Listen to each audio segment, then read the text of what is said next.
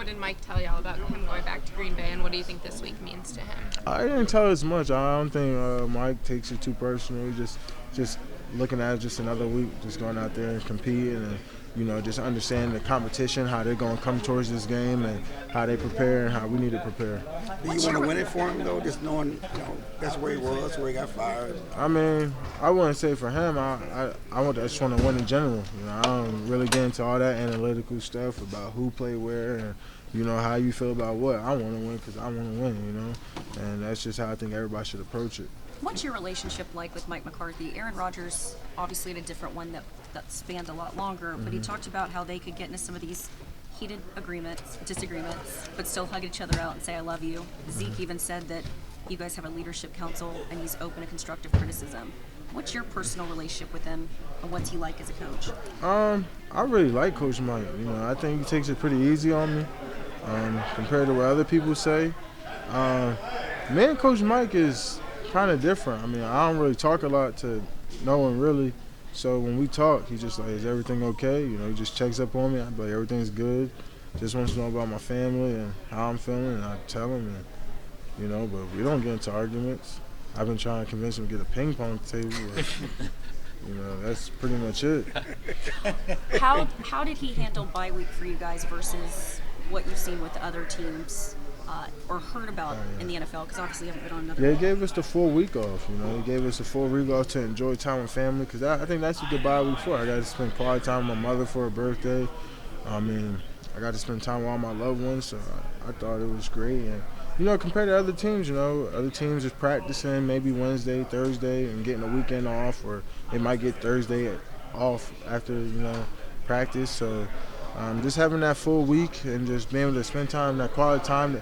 Because, we're here for 12 hours a day almost. So, you kind of miss a lot of time this time. I go home, play some games of Madden, and I'm sleeping, waking back up, So, not really a lot of downtime anymore. You was excited to go against Tom Brady.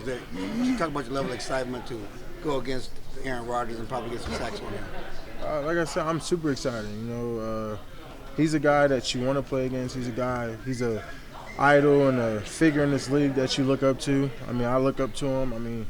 He's been in here a long time. He's done it the right way.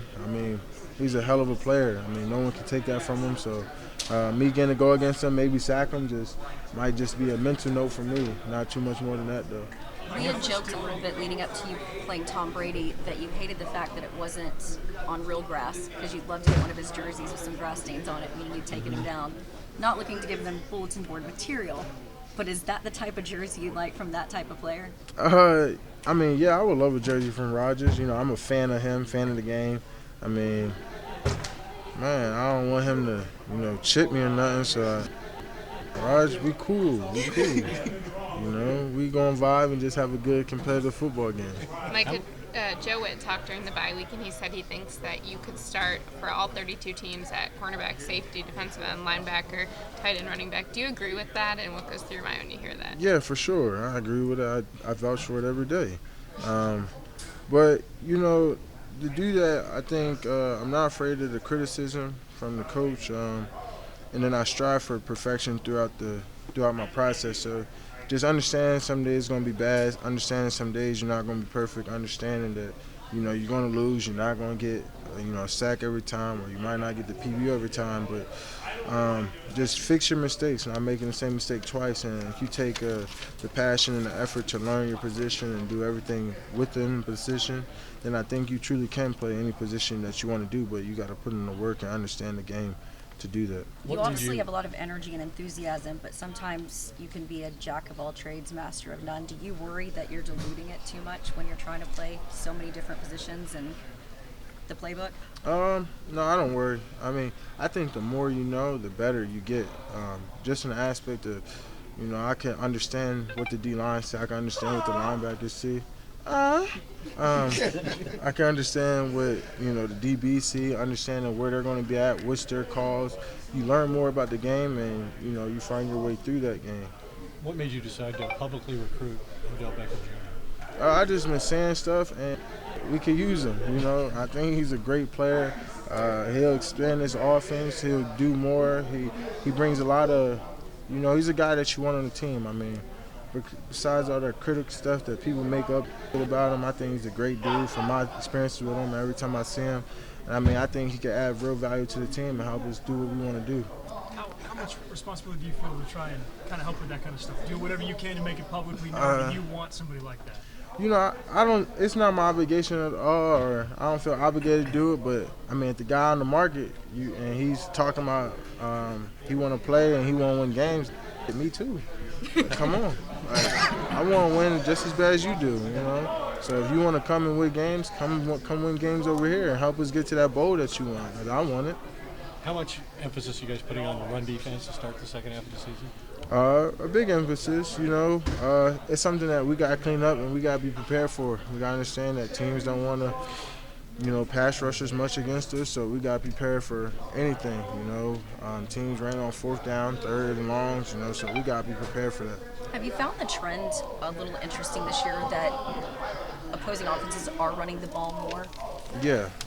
The thing is a weakness, and they trying to take away parts of our game. So we got to be prepared. I think often we weren't expecting that. You know, teams are playing more conservative, and you know it's tough because you look at the week before's film, and you come and watch our film, and it's 2 different games, 2 different game plans, and you see way more screens, you see way more, just a whole different game. So it's tough to prepare for some things that you're not seeing. That's what I don't think people understand. You talked about being chipped a lot. How much good was the bye week for your body? You know, it's hard to say that your body recovers in a week. I think to not have a contact and you can get some treatment done, I mean, that's positive. But, I mean, I would say, you know, 5-6 days don't really do a whole lot when you're playing a grown man sport. What level can this defense reach if you guys get as consistent stopping the run as you want to? Yeah, I think, you know, it could be good. Q brought up a good point. Some people are, you know, some people want to get into the 10%. Some people hop into the 5%. Some people hop into 1%. And the 1% is when you got really good teams. And if you're really good enough, I think we can get into that 0.1%, that small percentage where not a lot of people go.